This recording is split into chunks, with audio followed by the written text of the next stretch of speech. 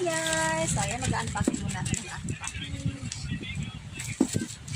Buksan na. Dami tayo ng gunting.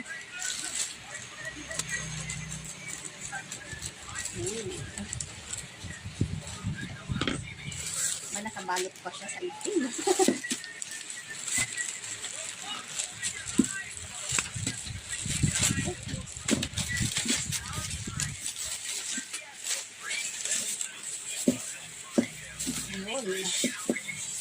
So, ito yung laman ng aking parcel.